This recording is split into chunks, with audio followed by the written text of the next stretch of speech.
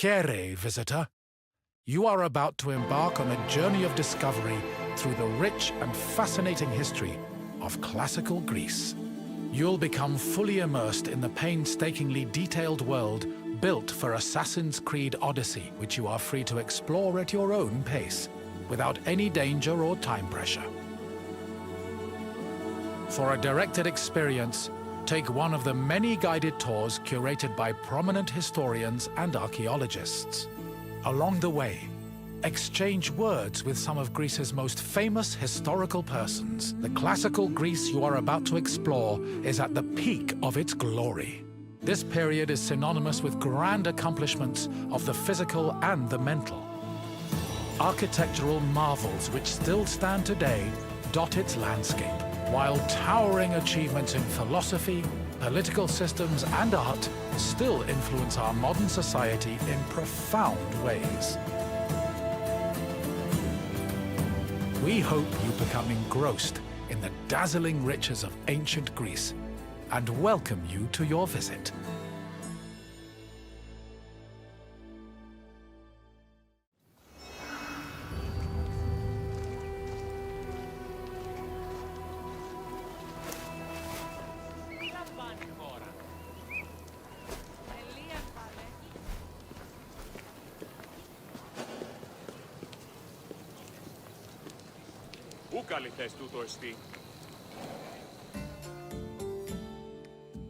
Greetings, wanderer, and welcome to the Acropolis, the shining jewel of Athens.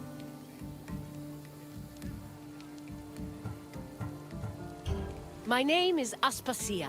Though I am not originally from Athens, I have climbed to the top of its social ladder using my wit and intellect.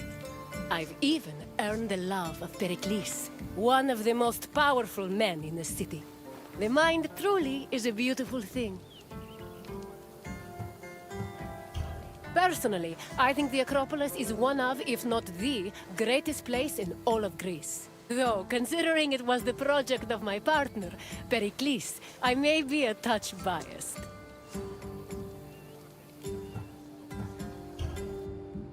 The Acropolis of Athens is a bastion of art and culture worthy of the gods themselves.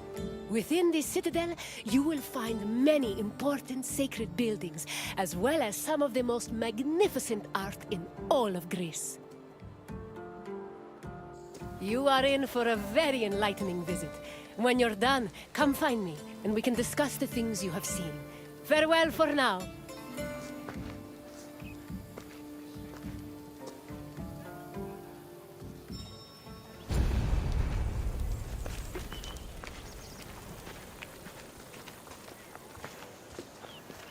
The Acropolis has gone through many changes in its long history.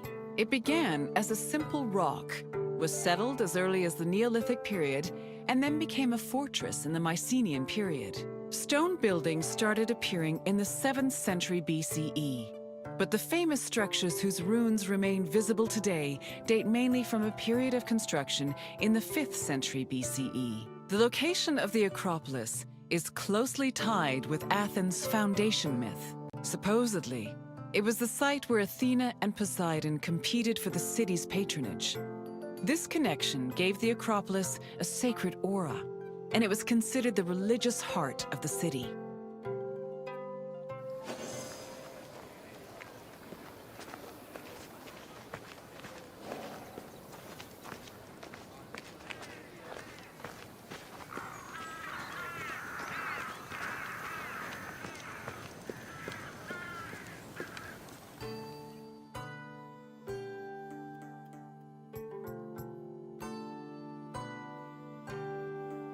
The Temple of Athena Nike was built on the remains of old fortifications from the Mycenaean era. Worship at the temple can be traced back to the 6th century BCE, but the building itself was destroyed during the Greco-Persian Wars a century later. It was rebuilt during the Peloponnesian War. Given that the name Athena Nike roughly means Athena of victory, it was likely constructed in the hopes that Athens would win the war. Unusually, the temple depicts historical scenes of battles against the Persians instead of the more mythologically inclined art of other Greek buildings. The temple's priestess was chosen randomly among the Athenians and received a salary of 50 drachmae annually, along with skins and trophies from sacrificed animals.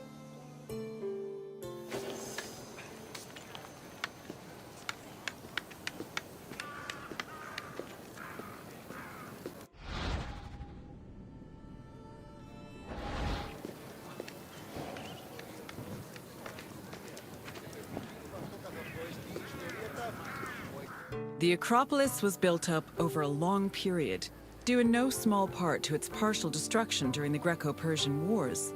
It was in the 5th century BCE, though, that the Acropolis received its most significant improvements. This period was an extremely prosperous time for Athens, both financially and culturally. With a booming economy bolstered by trade and the Lavrion silver mines, Pericles, the leader of Athens, financed a huge project to rebuild the citadel. He enlisted the help of renowned artists, like the sculptor Phidias, as well as the architects Iktinos and Callicrates. Together, they erected buildings like the Parthenon and the Propylaea Gateway. Pericles' goal was to make the Acropolis into a glorious monument to the gods and to mortal Athenians.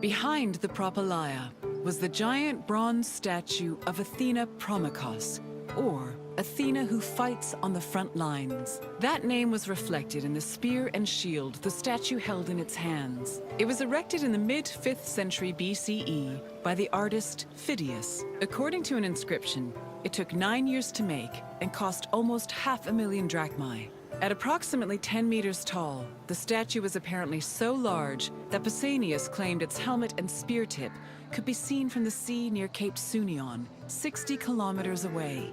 The ornamentation on the statue's shield was engraved by the metalsmith Mies.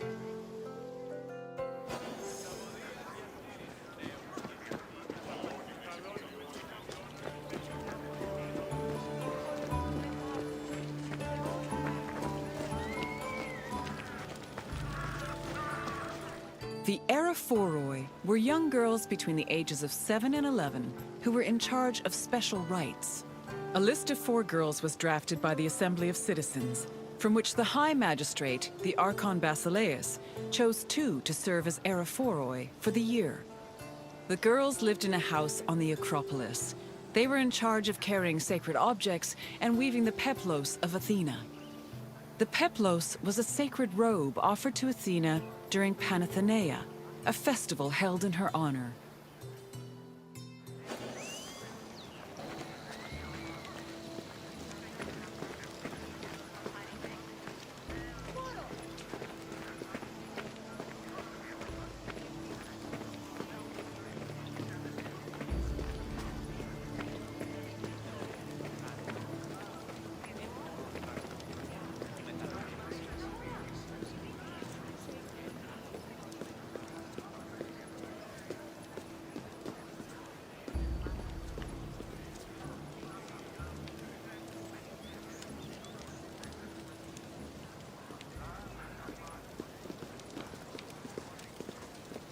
The Erechtheion was an atypical temple. It was dedicated not only to Athena Polias, but also to Cecrops, the mythical founder of Athens, his son Erechtheos, and even Poseidon, the sea god who challenged Athena for possession of the city. The temple was divided into sections. The eastern part housed a statue dedicated to Athena, while the western section jointly belonged to Poseidon and Erechtheos. Meanwhile, King Cecrops' grave was believed to be under the caryatid porch. Under the temple was a crypt that was said to contain the sacred snakes of Athena. The snakes may have had a sweet tooth because the priestesses of Athena allegedly fed them honey cakes.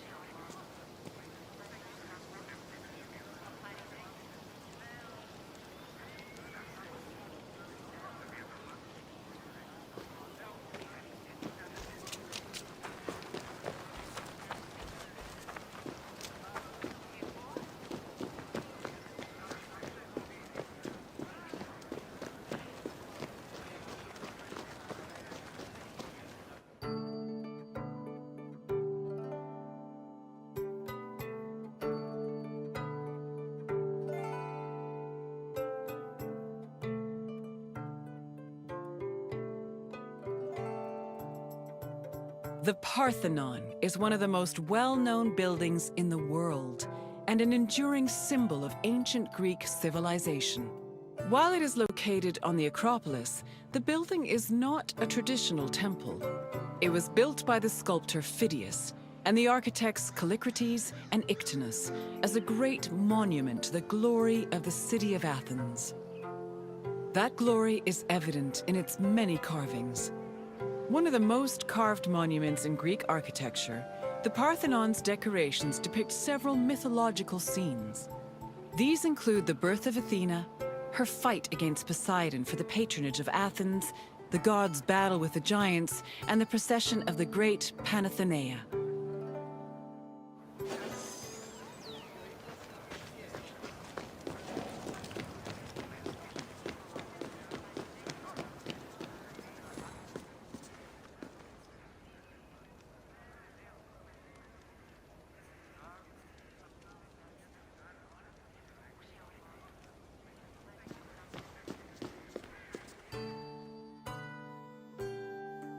The Parthenon's inner chamber, or cella, contained a massive statue of Athena that was considered to be one of the sculptor Phidias's greatest masterpieces. The statue was chryselephantine, a combination of gold and ivory. To justify the steep cost of its construction, Pericles told Athenians that the statue was a gold reserve, which could be disassembled in times of economic distress. The cella also allegedly contained a pool, whose main purpose was to control the room's humidity, which helped preserve the statue's ivory.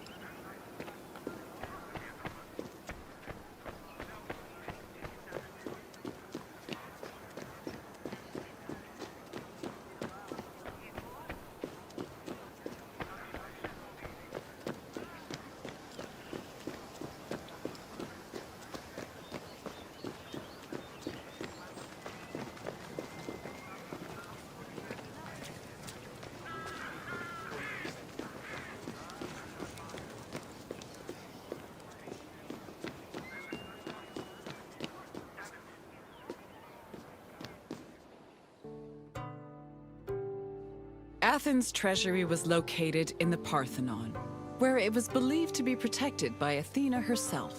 The treasury contained objects of great, as well as a mass of minted silver coins and various offerings to Athena. Pericles also decided to move the entirety of the Delian League's treasure to the Parthenon in 454 BCE. This was a great testament to Athens' power over the rest of Greece. The riches were divided into two parts: the Demosia, which belonged to the city, and the Hiera Cremata, which was dedicated to the goddess and only used for religious purposes.